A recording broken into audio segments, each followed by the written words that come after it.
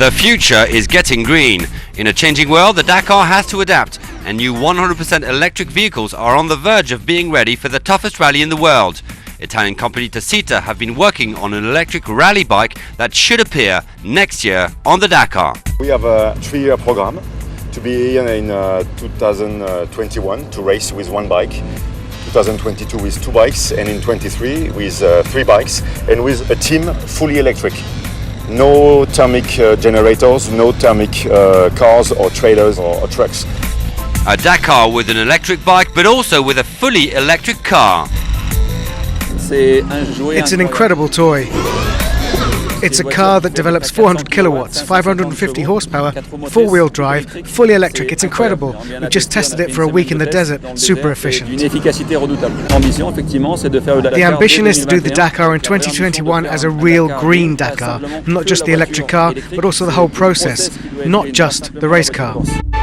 And the future is already today. A hybrid truck is competing, the Renault C460 of Gerd Husink. It looks like a normal truck, but this one is hybrid. The electrical engine brings 200 horsepower extra. We make our own power in our own truck. They want to also do it in the normal trucks on the road. So yes, for sure, it's for the future. It's very good, I think. Today the constructors also go in that direction, so we need to react, to go quickly and create rules, so that eventually it'll take us to 100% electric, or hydrogen, or all the new solutions coming, that we already see in other disciplines. On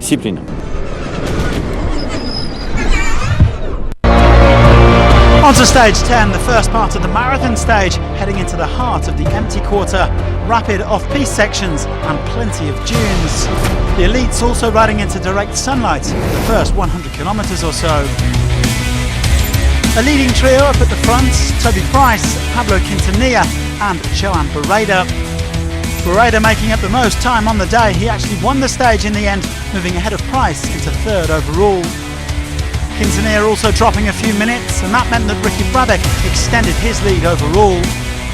The trio staying together until the neutral zone, where the stage was stopped prematurely due to high winds and a series of early crashes. The organisers unable to guarantee optimum safety conditions. Another solid outing from Brabec, meanwhile, second on the day, his lead over 25 minutes with 2 stages to go.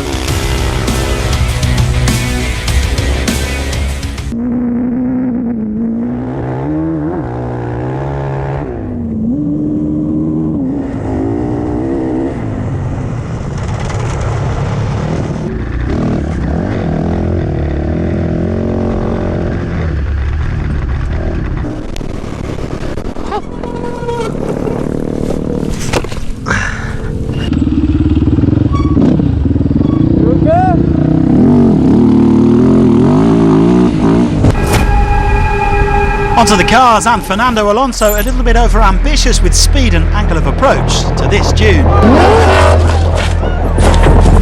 The Spaniard in the tumble dryer, but they landed on all 4 wheels and managed to get going again. The Formula 1 legend and Dakar savvy co-driver Mark Coma had to remove the broken windscreen, full SSV mode for the rest of the stage.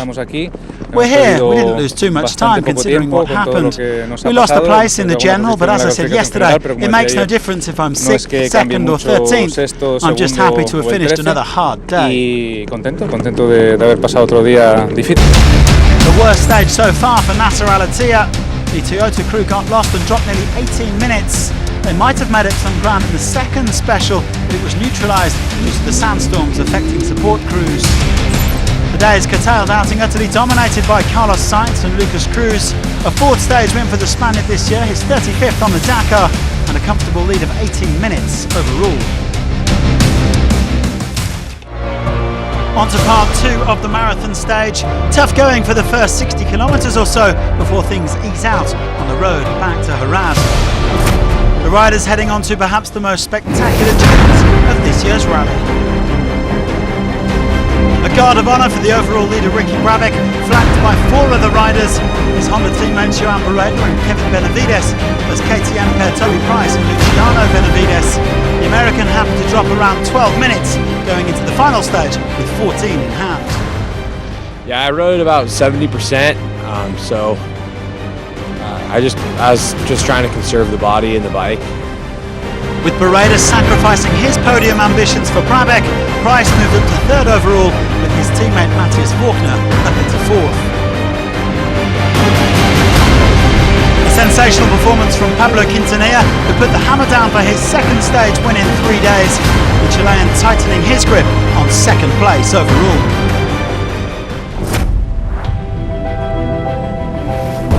Fourth quickest time today for Dutch Toyota regular Bernhard ten Brinker. Having failed to finish the last 3 Dakar entries, 6th place is looking very good for him overall. That's one better than the 7th place he managed back in 2015. The marathon stage did cost Carlos Sainz some time as he and co-driver Lucas Cruz opened the road. However, time's a luxury that the Spanish crew have in their pocket and they could afford to drop 8 minutes. A masterclass of dune buggy driving from El Matador, who's on course for his 3rd Dakar victory. Now Alatia has won at least one stage in 12 consecutive Dakars. Could this streak be broken in the Middle East? The dune's harder packed than expected because of recent rain, so he wasn't as comfortable as usual over the sand. The reigning champion now in a fight for second place rather than first, as he finished the stage a whisker behind Stefan Petterhansel. The Frenchman has more Dakar wins than anybody else. He clocked up his 80th stage success, beating Alatia by just 10 seconds. Such a close fight between these two heavyweights. Mr. Dakar's confidence in that mini buggy clear to see.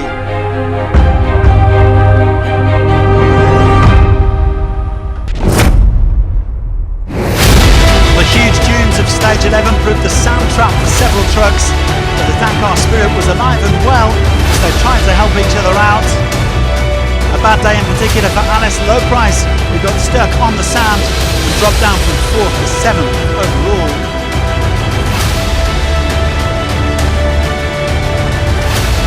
Sierhaj Vjazovic is the only non-Kamaz driver to have won a stage this year, back on day 2.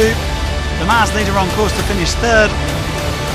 And up ahead of him, a nice intra-team battle between Kamaz pair Anton Shibalov and Dmitry Sotnikov, respectively 3rd and 2nd on the day. Andrei Karganov once again stamped his authority on stage 11, a 6th stage win for the overall leader, now 40 minutes clear in the standings.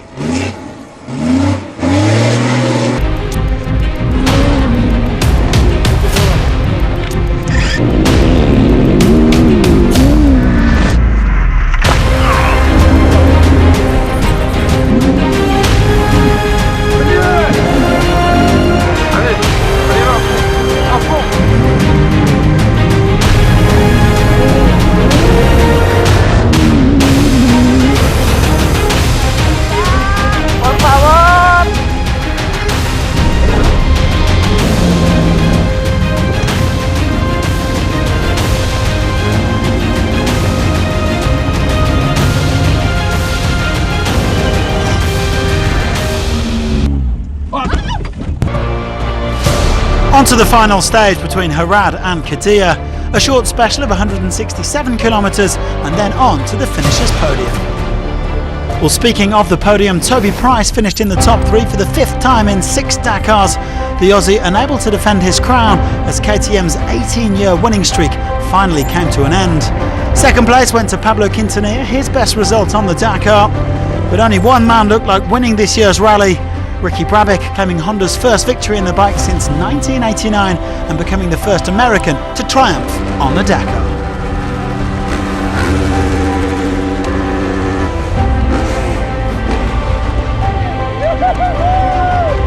That's how you do her! I was getting chills like the last 30 kilometers. Just the bike was working really good, and I'm really happy, really happy. Brabec, a deserved winner after controlling the rally almost from start to finish. The new champion finally completing the Dakar after 3 consecutive abandons and in some style. Ignacio Casale held on to clinch overall victory in the quads. The Chilean, who won 4 stages this year, securing his 3rd crown after 2014 and 2018.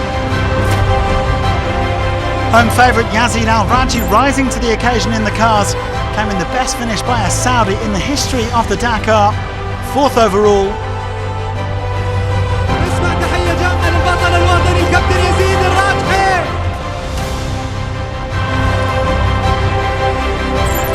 Stefan Peter Hansel's 31st Dakar entry resulted in a 17th podium. But in spite of taking his 80th stage win, the French legend may be disappointed not to add to his 13 titles, especially as the Mini Buggy was the winning car. Nasser Al-Attiyah didn't defend his title, but maintained his streak of winning at least one stage in every Dakar since 2007. A nice birthday present for his co-driver Mathieu Baumel as they secured second place overall.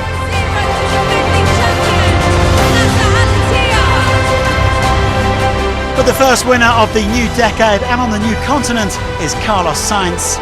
A third Dakar win for a third manufacturer. And X-Raid Mini will be pleased that their John Cooper Works buggy has come of age, its first win since launching in 2018. El Matador and his co-driver Lucas Cruz enjoying the celebrations.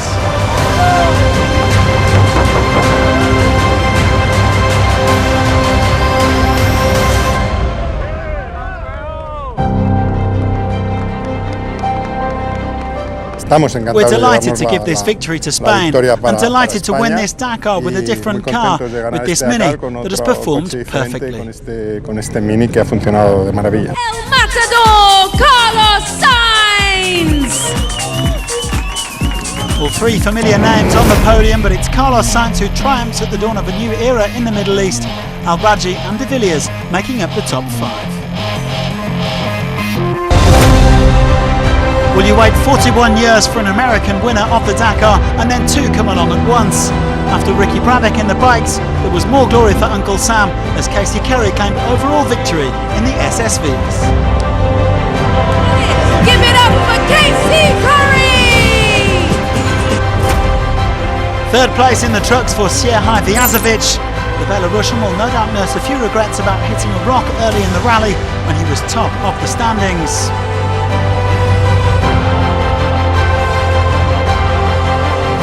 The Kamaz were in ominous form in Saudi Arabia. Anton Shibalov second for the Blue Thunder. And Andrei Karganov in a class of his own. 7 stage wins out of 12 as he conquered a second Dakar title. Here's how they lined up with 3 Kamaz in the top 5. Thanks for joining us and tune in again next year when the Dakar returns.